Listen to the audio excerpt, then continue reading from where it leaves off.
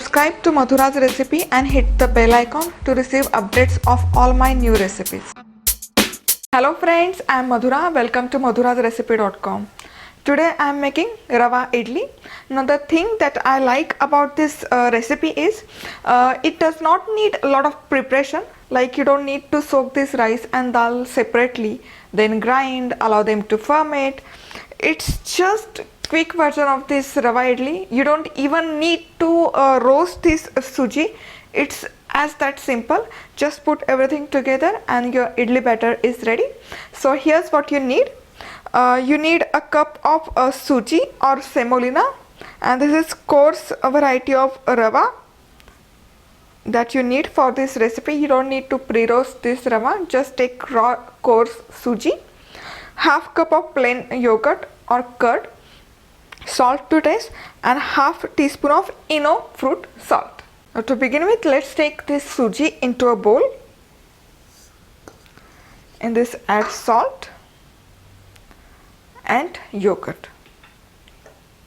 Now let's first combine this yogurt with Sooji, and after this Sooji is well combined with curd, let's go ahead and add in water. Mix that in.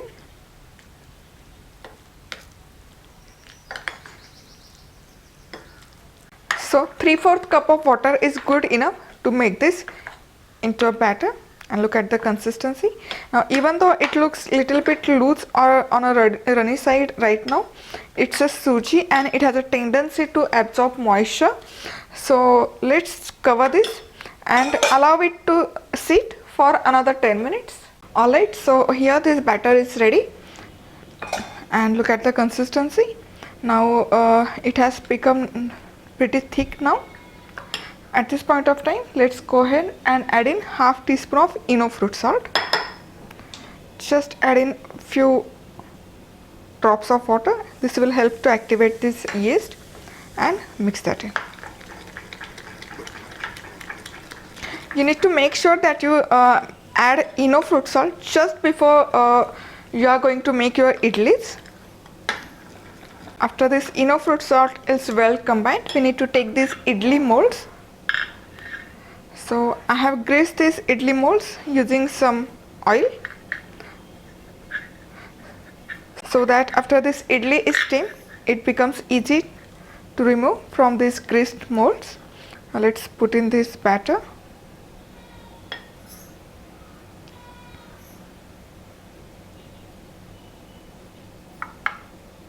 Fill in all these idli molds with this Rava Idli batter.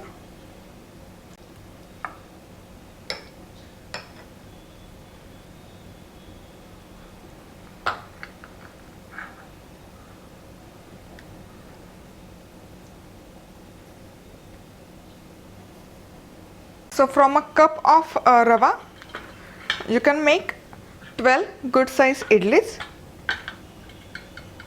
Now the thing about idlis is, after they are steamed, they do puff up or they swell. These idlis rise really good, and the chances are once this idli rises, it might get stick to another idli mold. So you can arrange these idli plates in a crisscross manner. Like these are idli, like you can see these holes on the side of these idli molds. So you can just turn it around and make sure this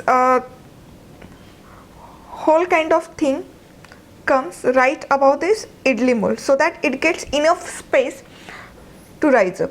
And the similar thing we can do with another idli mold. Like so, you can arrange your idli plates in a crisscross manner, so that this idlis gets good amount of space to puff up, and at the same time it doesn't stick to another idli mold. And here water is steamed in idli cooker. Put this idli tray, cover, and steam over medium heat for 15 to 20 minutes. Here this Rava Idli is steamed over medium heat for 15 minutes now. Now give it a standing time of 10 minutes. Now after 10 minutes, open the lid. Wow. Take out this idli stand.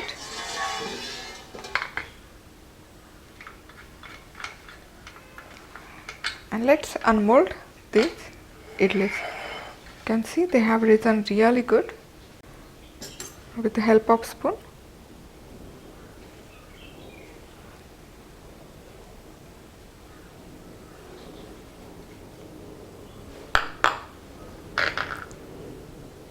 Look at the texture, it has turned nice and spongy. Let me open up one for you.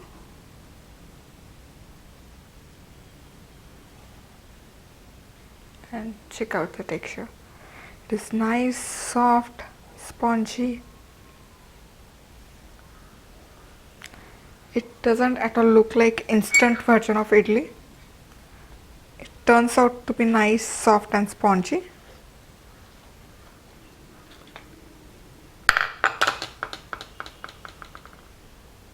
So if you like this video, hit the like button. Also don't forget to subscribe and hit the bell icon so that you will always be the first to get informed about my latest video or new post. So you can serve this Rava Idli with some coconut chutney, onion chutney, tomato chutney and Sambhar on the side. You will find many variety of chutney recipes on my website. Also you can browse them on YouTube with the name of chutney like coconut chutney and tag Madhura's recipe. This Rava Idli makes really very quick and instant breakfast or evening time snack.